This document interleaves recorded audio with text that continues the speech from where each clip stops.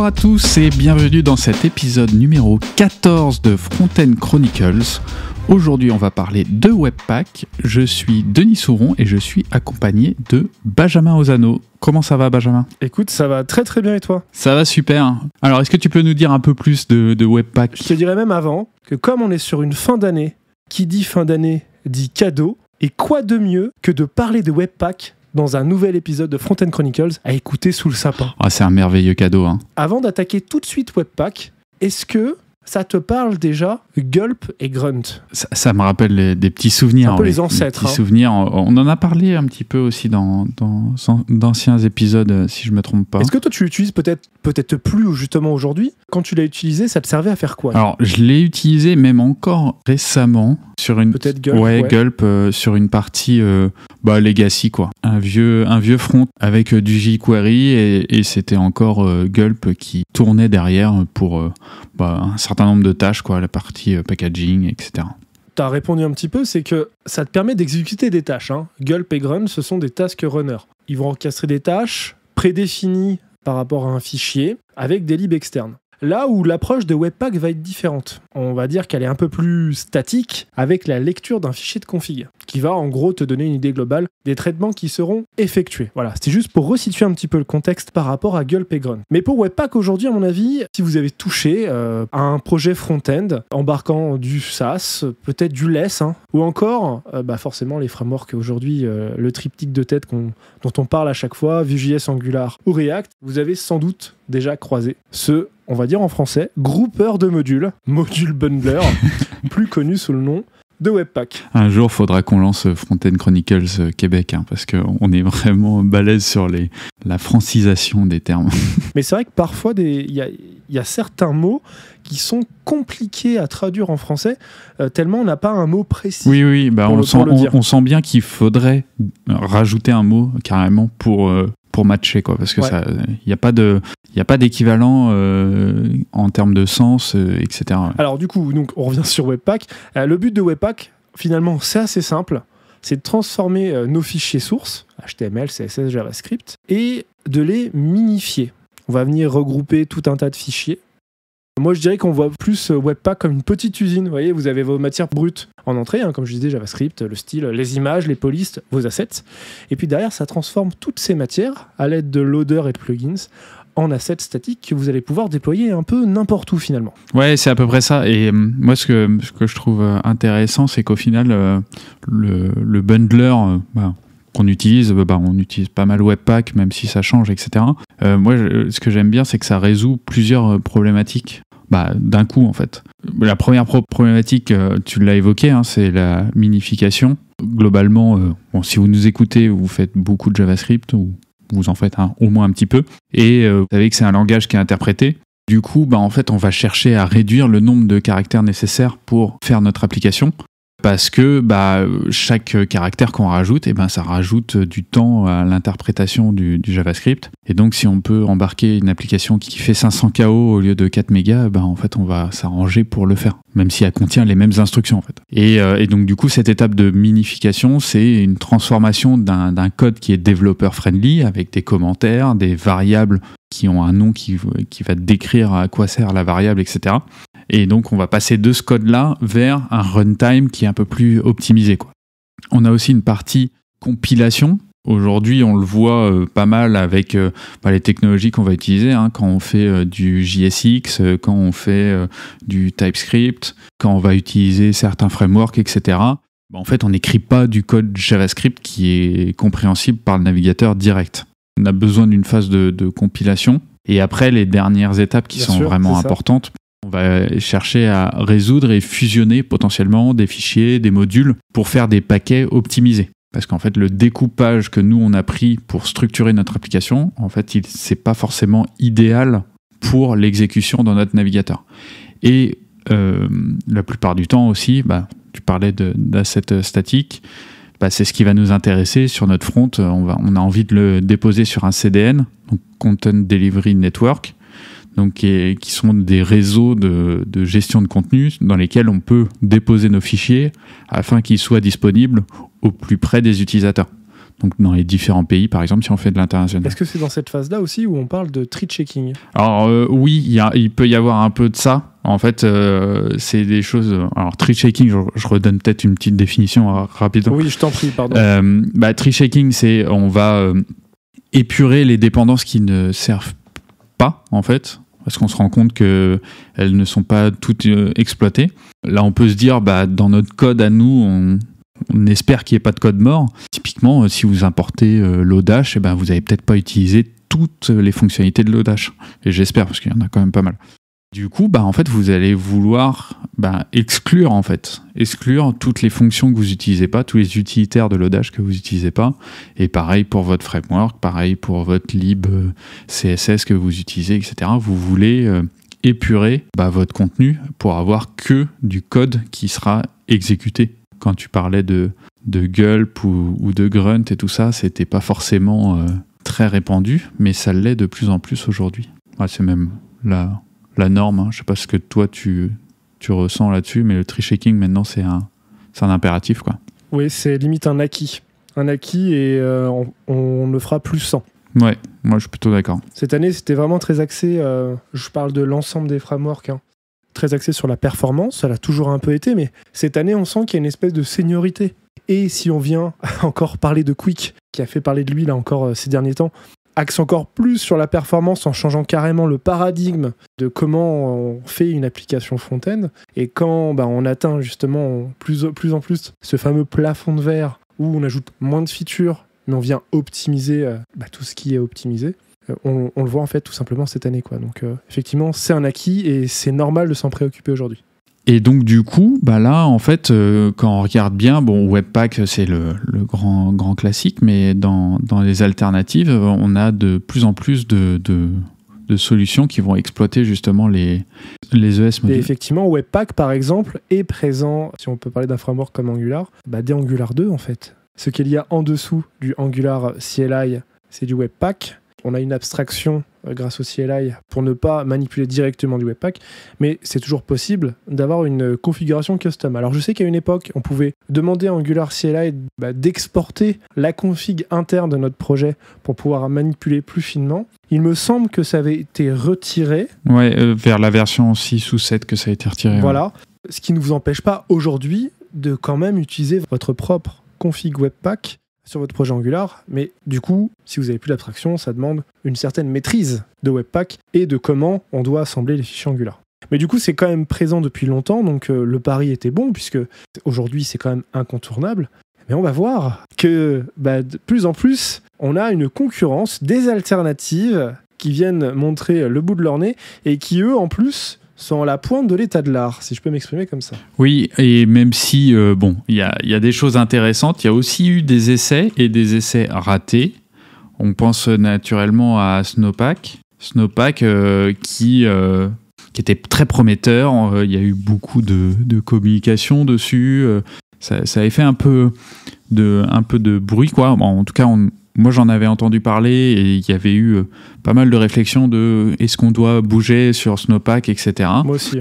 Et après, en fait, aujourd'hui, c'est arrêté, quoi. Exactement. Et je pourrais même donner une date. Ça fait 2 ans, je crois. Le 20 avril de cette année, donc 2022, Snowpack n'est plus maintenu activement. Et c'est pas recommandé de partir dessus pour des nouveaux projets. Et comme par hasard, on va aussi en parler, on en a déjà parlé dans Fontaine Chronicles et on l'aime beaucoup. Il conseille de passer sur Vite et de regarder quand même aussi ESBuild et Parcel.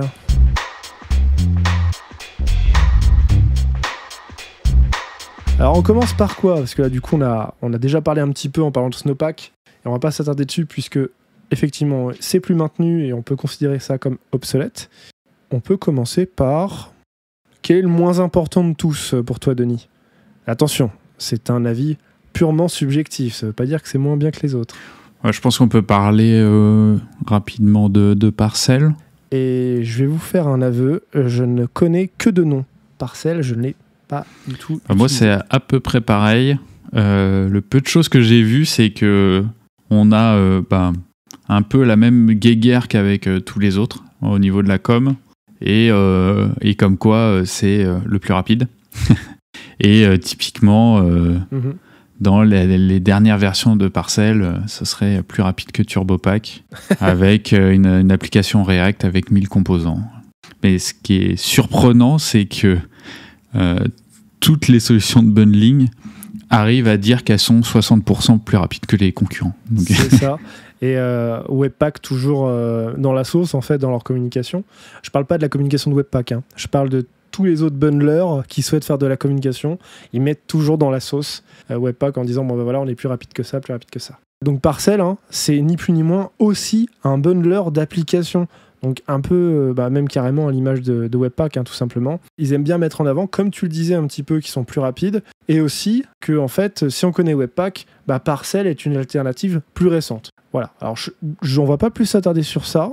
Rollup, qui est le suivant, je pense que c'est un bon sujet. Peut-être que toi, Denis, je crois que tu en as tout fait un petit peu là, du Rollup, non ? Ouais, alors Rollup, j'en ai fait un petit peu parce que Rollup, c'est utilisé à plusieurs endroits. C'est utilisé par NG Packager.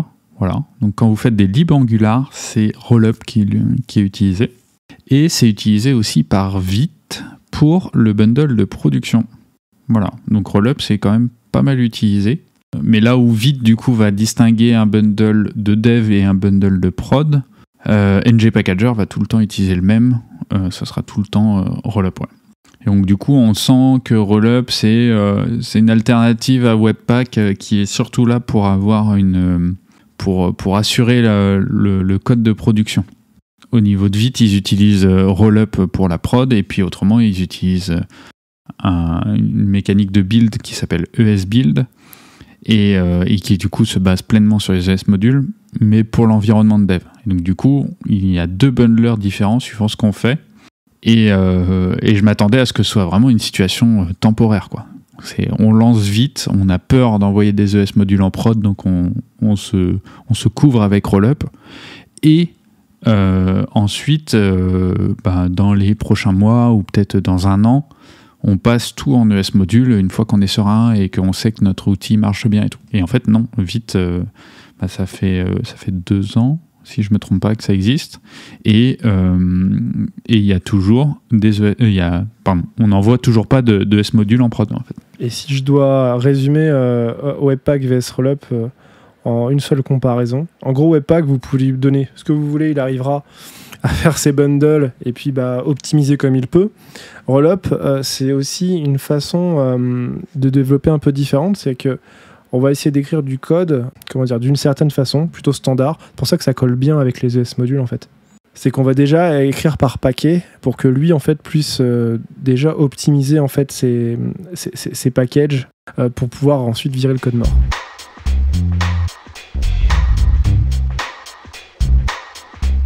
Ah, mais justement, on va enchaîner, mais on va parler d'ESBuild. Alors lui, c'est carrément leur baseline, an extremely fast JavaScript bundler. Et moi, ce que j'adore, c'est que vous arrivez sur le site de ESBuild et là, vous avez du coup un petit graphique avec ESBuild, Parcel 2, Rollup plus Terceur et Webpack 5. Et donc, je vous le donne en mille. L'unité qui est utilisée, ce sont des secondes. Et c'est juste pour vous dire que ESBuild, c'est terminé en 0,37 secondes. Puis après les autres, c'est 30 secondes, 32 secondes, 39 secondes. Et puis effectivement, on sent que c'est fait vraiment en secondes. Parce que le graphique est animé. Voilà, ils sont pas du tout agressifs dans la communication. Par contre, il y a un élément qui est important à noter quand même au niveau d'ESBuild. C'est l'utilisation massive de ES modules. Du coup, là où il va gagner beaucoup de temps, c'est quand il y a du code ES module directement et qu'on cible le ES module. Parce qu'on peut faire aussi du CommonJS avec ESBuild. Mais là, l'écart sera moins significatif. Il sera présent, mais il sera moins significatif. Et là où il va jouer vraiment son rôle, ESBuild, ça va être sur les ES modules, ça c'est sûr. Et puis aussi sur l'intégration de pas mal de features qu'on a besoin aujourd'hui. Le tree shaking, TypeScript, le JSX, les source maps, etc. La minification, etc. Et donc tout ça, ça a été intégré de base. C'est pas des plugins Webpack qu'on entassait au fur et à mesure. Parce qu'aujourd'hui, si Webpack il met 40 secondes à builder, c'est parce qu'on lui a mis 50 options et qu'on lui a rajouté 3 plugins, etc. Et qu'on a aussi notre CSS qu'on lui confie, etc. Alors que ESBuild, déjà, il a été construit sur cette philosophie de on va pas faire qu'une seule chose, on va pas juste bundle avec les options de base, on va aussi faire de la minification, on va aussi faire du TypeScript, on va aussi faire du JSX et compagnie. Et surtout, ESBuild fait essentiellement du JavaScript. Et donc, c'est pas lui qui va nous aider à packager notre SaaS, par exemple. Effectivement, comme tu l'as dit, différencier aussi de Webpack. Webpack, depuis tout à l'heure, on en parle, mais c'est l'usine, en fait. Ça va savoir tout faire, grâce aux plugins, comme tu viens de le dire, mais aussi peut-être un peu trop, et peut-être que les plugins ne sont pas optimisés. Ça sera toujours moins optimisé qu'un outil qui est fait, entre guillemets, nativement.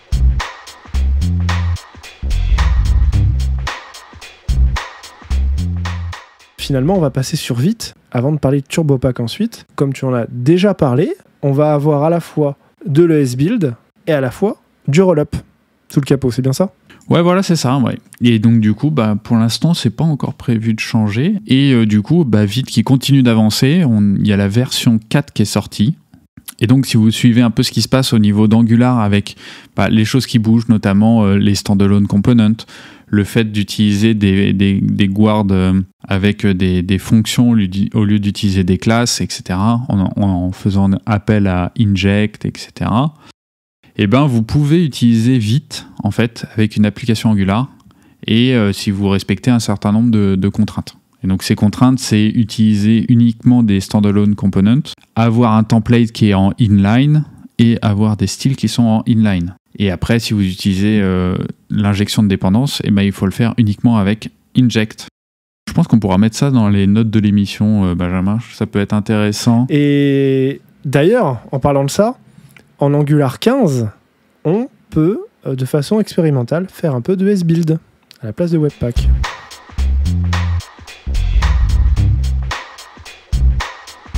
Je te propose qu'on passe sur le sujet, le fameux sujet un peu croustillant de cet épisode. On va passer sur TurboPack et en particulier Next 13. Alors Next 13, c'est quoi, Denis ? Alors Next, c'est un méta-framework autour de React.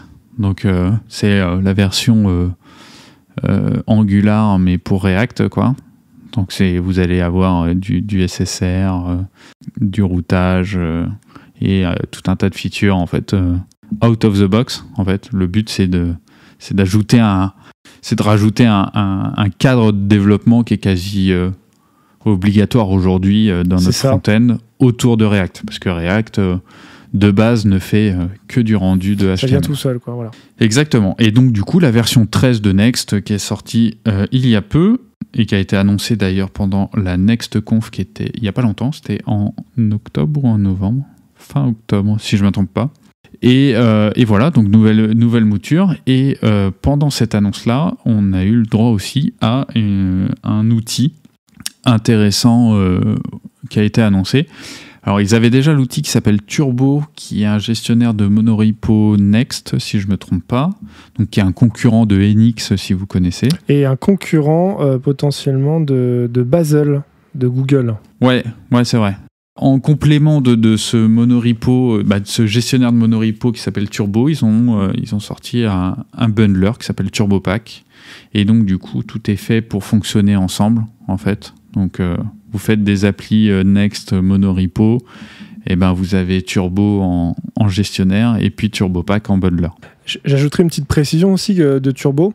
Il fait aussi de la mémorisation incrémentale en Rust. Et du coup, en fait, ça va nous servir directement dans TurboPack, puisqu'on pourra faire des builds intermédiaires qui seront pris en cache.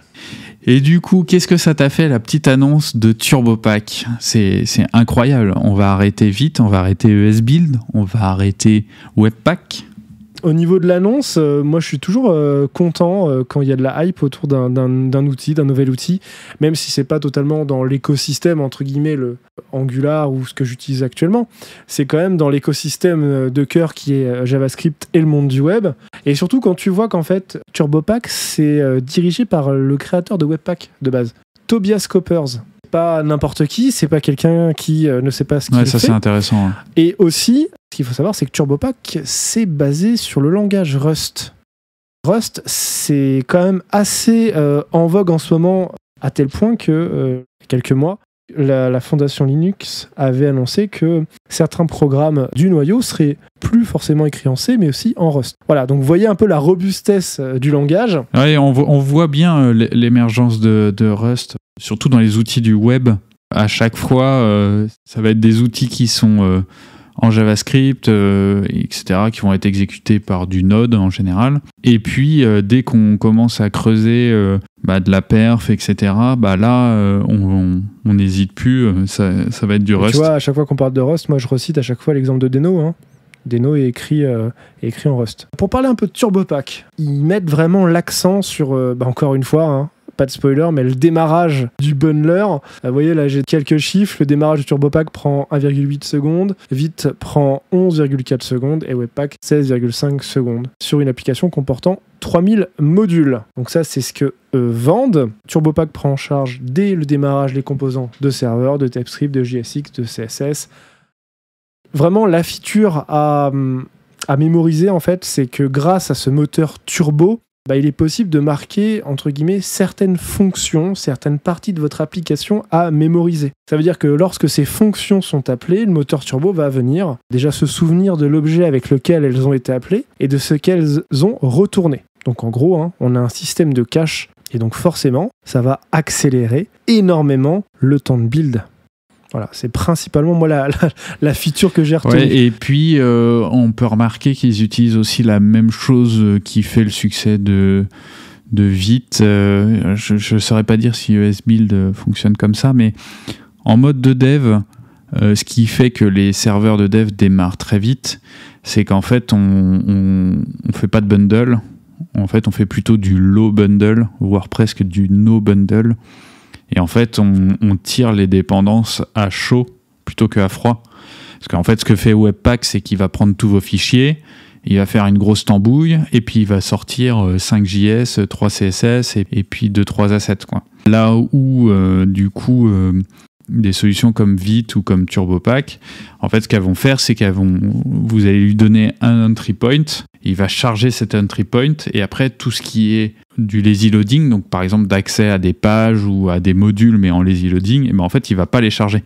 Il va attendre que le navigateur en ait besoin pour les charger et les compiler. Ce qui fait que on gagne du temps sur le démarrage, parce que quand on démarre l'appli en mode de dev, on a que la home page qui est chargée, quoi, que le JS de la home page qui est chargé, mais qui est aussi compilé, minifié et tout ce bazar.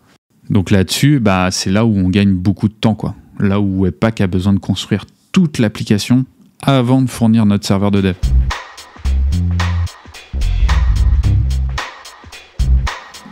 Et c'est le moment de passer sur le débat un peu politique qui a suivi cette sortie de TurboPack, puisque effectivement, on a une personnalité dans le monde de Vue.js, notre ami Evan You, qui est du coup forcément fervent défenseur de Vue et de Vite, mais qui quand même n'est pas campé sur ses positions. Il va quand même aller regarder ce qui se passe ailleurs pour pouvoir aider, voire prendre les bonnes idées, hein, on va pas se le cacher. Déjà, il n'était pas convaincu au début. Voilà. Évidemment, il y avait des arguments marketing, quand on est en train de mettre en place une solution et qu'on a envie de la mettre en avant. On va prendre des use cases qui sont plutôt arrangeants, et quand on va prendre nos mesures, on va faire peut-être 10 fois la mesure et on va prendre la meilleure. Et puis après, sur le slide, on va dire up to, et puis hop, ça passe tranquille. Mais quand il a vu en fait les chiffres, ça l'a surpris, parce que non pas qu'il était sûr que Vite était très performant, mais il ne voyait pas dans le fonctionnement de TurboPack qu'est-ce qu'il pouvait faire qu'on ait un tel écart. Ce qui est vraiment intéressant, c'est que du coup, il y a eu un échange entre Evan You, qui est le créateur de Vite, et les gens de Vercel. Et il y a eu un échange qui était plutôt positif. Je ne sais pas si tu peux nous en dire un peu plus. Oui, donc du coup, Evan You, il a été du coup regarder un petit peu ce qu'il y avait sous le capot de TurboPack. Ça a été très bénéfique pour les deux communautés, à la fois Vue et Next.js, puisqu'il a fait à la fois une MR pour justement TurboPack, améliorer des choses qu'il a vues à améliorer sur TurboPack, et également, côté Vite, une paire d'améliorations avec ce qu'il avait vu côté TurboPack pour améliorer Vite. Et comme tu l'as dit, Denis, Donc VIT4 est sorti, et il est sorti il y a très peu de temps, c'est le 9 décembre. Et donc il y a sûrement justement la PR améliorant vite par rapport à TurboPack.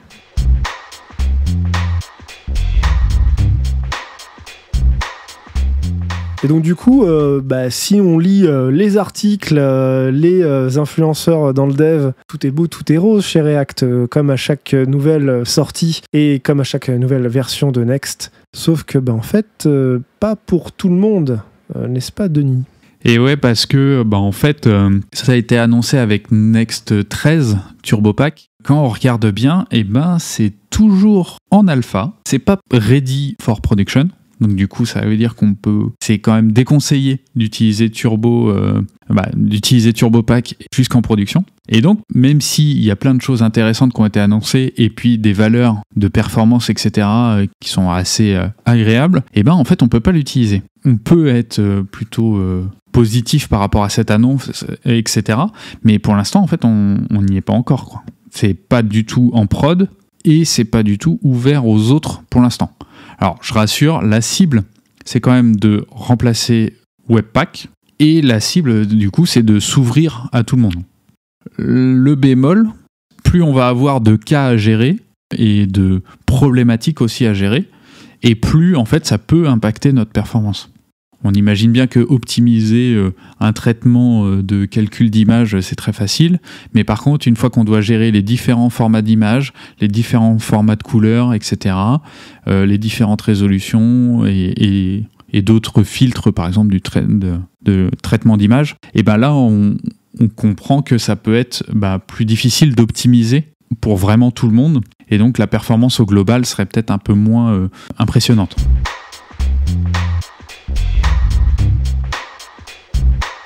De notre côté, nous, on va pas attendre que TurboPack soit production ready et on va vous laisser pour cet épisode. Benjamin, je te laisse annoncer le contenu du prochain épisode. Effectivement, ça faisait longtemps. Je sais que vous nous l'avez beaucoup demandé dans les commentaires. C'est totalement faux. On va pas parler de Next 3. Même si Next 3 est sorti. Enfin, ouais. Des petits popcorn là. Ça, c'est notre cadeau de Noël, ça. C'est effectivement, c'est quand même pas mal ce qu'ils ont réussi à fournir au final. Les promesses sont là, donc je suis très content. On en reparlera peut-être courant 2023. Et en attendant, on vous propose un podcast sur Angular 15. Ça faisait longtemps qu'on n'avait pas parlé vraiment d'Angular dans le podcast. Il y a quand même des trucs super sympas qui sont arrivés entre-temps. On fera peut-être même une petite rétrospective sur le 13 et 14 qu'on n'a pas trop évoqué. Il y a 2-3 features, je pense, sympas aussi qu'on pourra présenter. Donc voilà, Angular 15 pour le prochain. Donc ce sera aux alentours de janvier-février. Merci de nous avoir écoutés. Vous nous retrouvez bien sûr sur toutes les plateformes de podcast, mais également sur LinkedIn, si jamais vous avez envie de nous parler. Vous avez toutes les informations dans les notes de l'émission, y compris comment nous contacter. Et si vous avez des idées de prochains sujets sur lesquels on pourrait se pencher avec Denis, écoutez, vous avez les commentaires sur Spotify et Apple. N'hésitez pas d'ailleurs à nous laisser des commentaires et des 5 étoiles, ça nous ferait très plaisir. Et quant à nous, on vous souhaite de belles fêtes de fin d'année. Exactement, reposez-vous surtout, c'est super important. Et on se retrouve en 2023. Exactement. Salut à tous. Salut.